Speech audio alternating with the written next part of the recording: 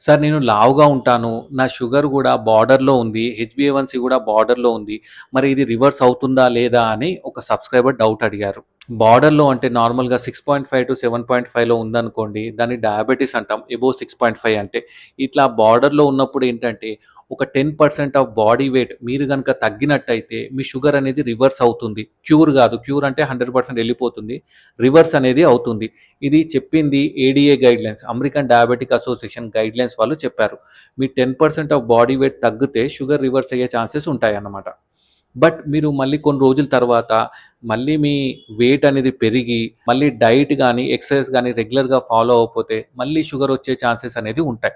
So, మీరు ఏం చేయాలంటే రెగ్యులర్‌గా ఒక స్టేబుల్ వెయిట్ మెయింటైన్ చేసుకుంటూ, హెల్తీ డైట్ గనుక ఫాలో అయితే షుగర్ మంచిగా కంట్రోల్ ఉండి వితౌట్ టాబ్లెట్స్ కూడా చేసుకోవచ్చు. అర్థమైంది గదా! ఇది తెలియని మీ ఫ్రెండ్స్ అండ్ ఫ్యామిలీకి కూడా ఈ వీడియో షేర్ చేయండి. Thank you.